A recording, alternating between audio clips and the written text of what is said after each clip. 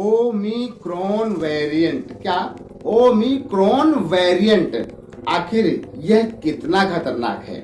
यह बात पूरी दुनिया में हर किसी के दिमाग में घूम रहा होगा। आखिर क्यों नहीं? क्योंकि जिस कोरोना ने पिछले 2 साल से पूरी दुनिया को तिगनी का नाच नचा रखा है, वह अब अपना एक नया अवतार लेकर फिर से वापस आने की फिराक में है। दक्षिण अफ्रीका से आगे निकलते हुए 38 देशों तक यह वायरस पहुंच चुका है।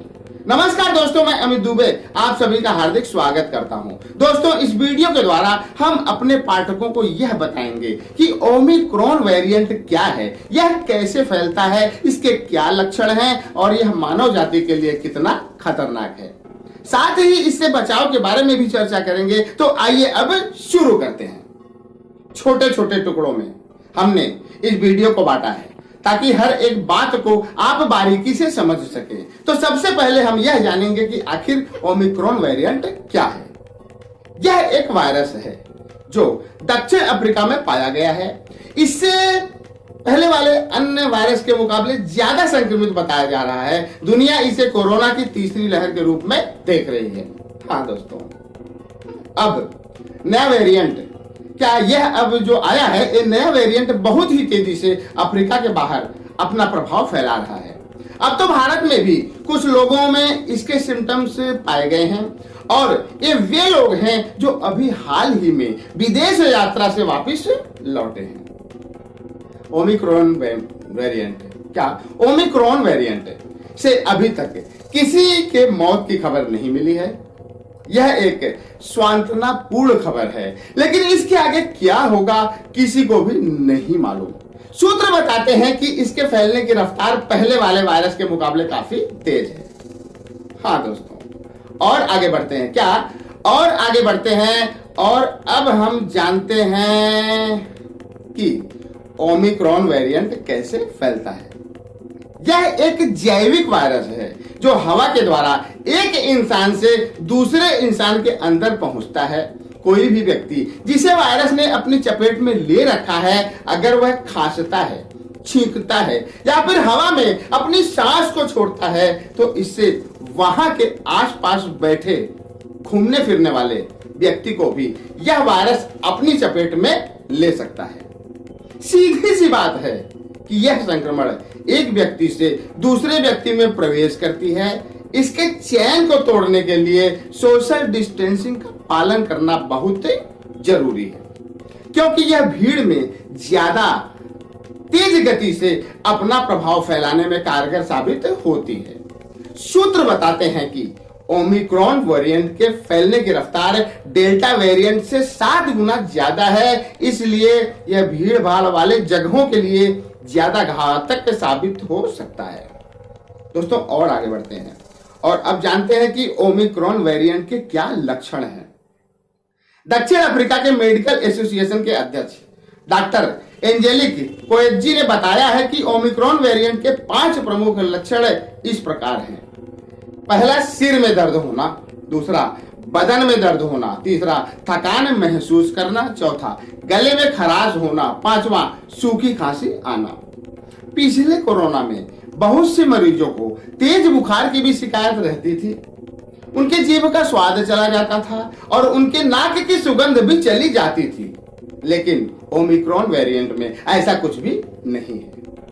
ओमिक्रॉन वेरिएंट कितना खतरनाक है, क्या अगला टॉपिक क्या है कि अगला जो हमारा हेडिंग है वो है ओमिक्रॉन वेरिएंट कितना खतरनाक होता है। अभी तक हमने जाना ओमिक्रॉन वेरिएंट क्या है, यह कैसे फैलता है।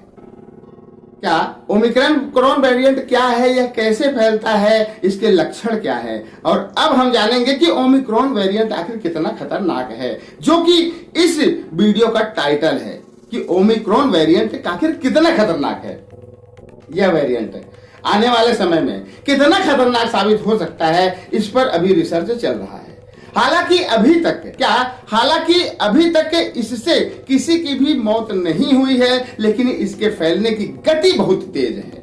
विशेषज्ञों का कहना है कि इस वायरस पर वैक्सीनेशन का भी कोई प्रभाव शायद ना पड़े, इसीलिए इसे डेल्टा वेरिएंट से भी ज्यादा खतरनाक माना जा रहा है। कुछ विशेषज्ञों का यह भी मानना है कि ओमिक्रॉन वेरिएंट पर वैक्सीन प्रभावी रहेगा, लेकिन अभी इस पर कुछ भी पक्का नहीं कहा जा सकता कि क्या होगा। हालांकि वैज्ञानिक इसके हर एक पहलू पर रिसर्च कर रहे हैं, क्योंकि एक पक्ष यह भी तो कह रहा है कि यह नया वायरस वैक्सीन को भी चकमा दे सकता है। सूत्र बताते हैं कि यह वायरस 5 साल के बच्चों के लिए ज्यादा खतरनाक साबित हो सकता है, इसलिए हमें अपने बच्चों का खास ध्यान रखना चाहिए। लेकिन ऐसा भी ना हो कि हम बच्चों तक ही इसे खतरनाक मानते हुए खुद के प्रति लापरवाह बन जाएं।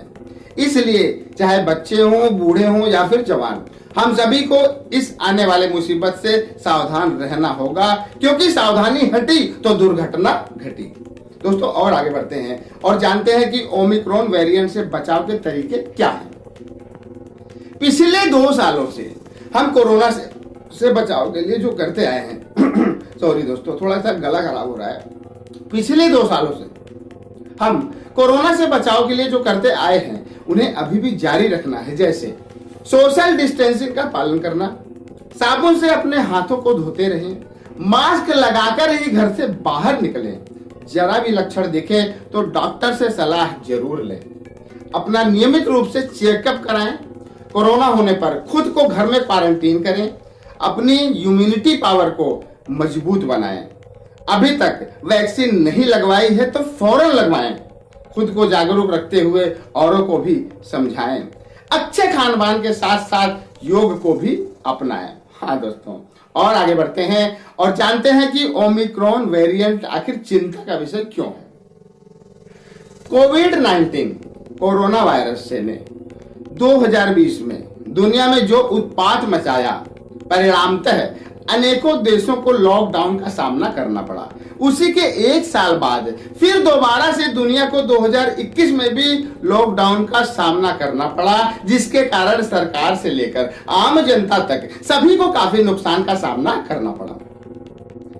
अब जब किसी तरह सब कुछ दोबारा से पटरी पर लाया जा रहा है, बल्कि लाए जाने की कोशिश हो रही है, ऐसे में नए वेरिएंट के आने की खबर ने एक बार फिर से लोगों के अंदर डर की भावना पैदा कर दी है, क्योंकि पिछले 2 सालों में जितना जानमाल का नुकसान हुआ है, लोग अभी तक उससे उबर नहीं पाए हैं।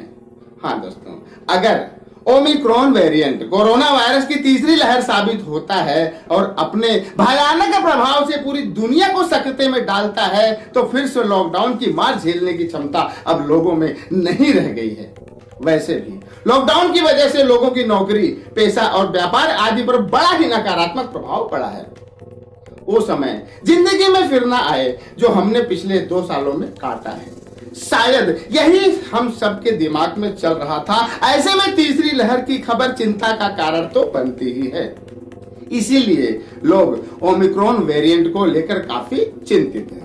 दोस्तों आशा करता हूं कि यह वीडियो ओमिक्रॉन वेरिएंट कितना खतरनाक है आपके जनरल नॉलेज को पहले से और बेहतर बनाएगा और आपको अधिक जानकारों की श्रेणी में ले जाएगा। तो आज के लिए सिर्फ इतना ही। अगले वीडियो में हम फिर मिलेंगे किसी नए टॉपिक के साथ। तब तक के लिए जय हिंद, जय भारत।